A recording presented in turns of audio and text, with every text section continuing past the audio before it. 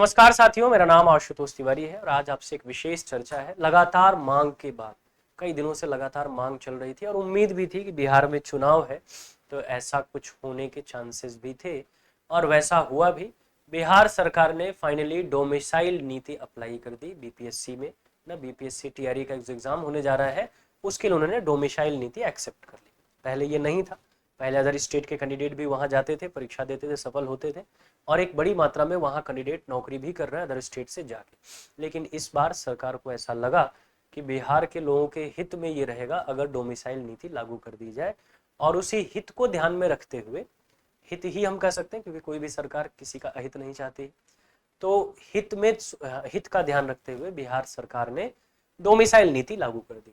अब जैसे ही डोमिसाइल नीति लागू हुई फिर ये सवाल आया कि भैया डोमिसाइल का क्या परसेंटेज होगा, क्या बाहर वाले बिल्कुल नहीं जाएंगे, क्या अदर स्टेट वाले 0% है, क्या उनको मौका नहीं मिलेगा, या मौका मिलेगा तो कितने परसेंट में वो फाइट करेंगे ना।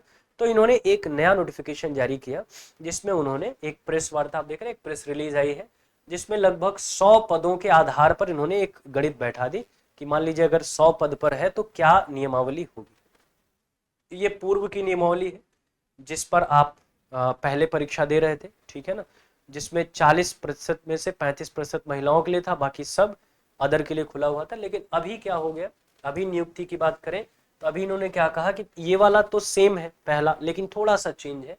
जैसे आरक्षित सभी 60% पद, जैसे मान लीजिए 100 पद है तो 100 में 60% जो पद है यानी 60% जो पद है, ठीक है ना, 60% पद वो किसके लिए आ गए, बिहार के निवासियों के लिए आ गए। 100 में 60 सीट, इन्होंने 100 सीट का एक मेजरमेंट दिया कि मान लीजिए 100 सीट है तो कैसे उसको हम आकलन करेंगे, ठीक है ना।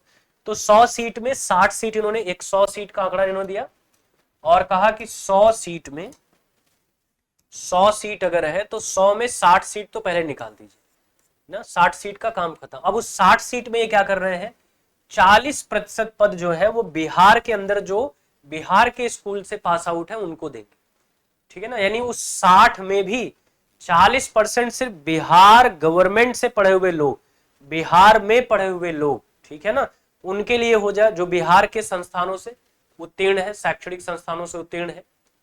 कितने, 40%। यानी इस 60 पद में 24 पद उनको चले गए जो सिर्फ बिहार से पढ़ाई किए हैं, और फिर इस 60% का 60% यानी 36 पद जो है वो किसके लिए चले गए, वो चले गए उनके लिए जो बिहार या बिहार के शैक्षणिक संस्थानों, बिहार के बाहर से भी पढ़े हो बिहार, लेकिन होने चाहिए उनका डोमिसाइल बिहार का होना चाहिए।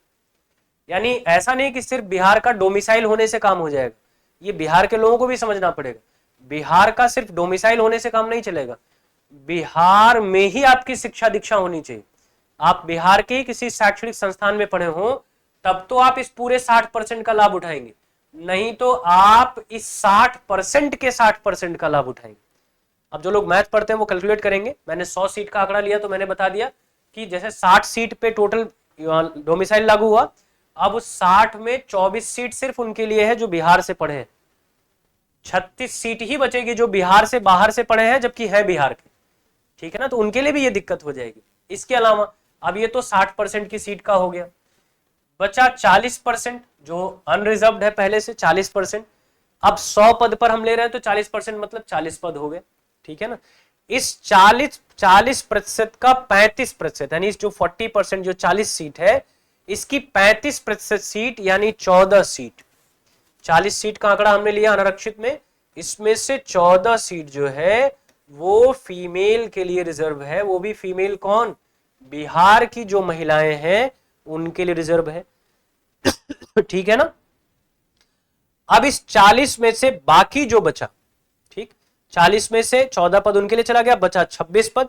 26 पद में से 40 पद फिर कहां चला गया, बिहार के शैक्षणिक संस्थान से जो अभ्यर्थी पास है, अनारक्षित वर्ग से हैं, उनके लिए चला गया, ठीक। यानी 10 लगभग 10.5 सीट और निकाल दीजिए, यहां चली गई। अब टोटल कितना, 24.4 सीट चली गई, बचा कितना 40 में से, 15.6 सीट ना, 100 के आंकड़े से हम देख रहे हैं। यानी कुल अब बिहार के बाहर के लोगों के लिए 15.6% ही सीट रिजर्व है। अच्छा, वो भी रिजर्व नहीं उनके लिए, उसमें भी बिहार के लोग, देखिए लिखा बिहार के निवासी के साथ साथ बिहार से बाहर के निवासी नियुक्त हो सकते हैं। तो जो कैंडिडेट बाहर से आएंगे उनके लिए कुछ भी रिजर्व नहीं है, लेकिन उनके लिए लिमिटेशंस हैं। उनको 15.6% सीट पर ही फाइट करनी होगी टोटल वैकेंसी की, और उसमें भी वो अकेले फाइट नहीं करेंगे, उसमें बिहार के लोग भी फाइट करेंगे। अगर वो भी उस जनरल कैटेगरी में आ जाते तो वो भी फाइट करेंगे। अच्छा, बिहार के बाहर से जो लोग भी जाएंगे वो सब के सब जनरल कैटेगरी हैं, तो उनके लिए जो लिमिटेशंस है वो 15.6% सीट है। मतलब अगर 100 सीट की वैकेंसी है तो लगभग 15 सीट, चूंकि 0.6 तो कोई सीट बनेगी नहीं, तो 15 सीट या 16 सीट पर फाइट होगी। वो भी आप सिर्फ फाइट नहीं करेंगे, उसमें बाकी कैंडिडेट भी फाइट कर सकते हैं आपके साथ साथ। तो ये एक नया क्राइटेरिया अब इस बार तय हुआ है। अब जो बीपीएससी 4.0 आएगा, आपका बीपीएससी टीआरई 4.0 जो आने जा रहा है, अब इसमें यही नीति लागू होने जा रही है 4.0। चूंकि नीतीश कुमार जी का एक ट्वीट आया था, उन्होंने कहा था कि 4.0 कराएंगे इधर और 5.0 कराएंगे 26 में। तो उम्मीद है कि अब वैकेंसीज तेज आएंगे और जो भी आएंगे उनमें ये नियम अब लागू हो जाएगा। यूनिवर्सल बना दिया इसको, हर वैकेंसी में ये नियम लागू होगा। तो अगर आप बिहार के हैं तो अपनी एलिजिबिलिटी चेक कर लीजिए, आप बिहार में पढ़े हैं, बिहार से बाहर पढ़े हैं, उसके हिसाब से। और अगर आप बिहार के बाहर से जा रहे हैं एग्जाम देने, तो भी अपनी एलिजिबिलिटी चेक कर लीजिए कि आप इतने में फाइट कर रहे हैं, वो भी अकेले नहीं, सबके साथ मिलकर 15.6% सीट्स पर। ठीक है ना। तो चलिए फिर, उम्मीद करते हैं सब कुछ बेहतर होगा। तैयारी करते रहिए, कमर कसे रहिए, अच्छा ही होगा। सीट एक ही चाहिए, फाइट सिर्फ एक सीट के लिए होती है, आंकड़े तो सिर्फ संतुष्टि के लिए होते हैं। ठीक है ना। उम्मीद करेंगे कि आप पॉजिटिव रहेंगे और बेहतर तरीके से अपनी तैयारी करेंगे। ढेर सारी शुभकामनाएं।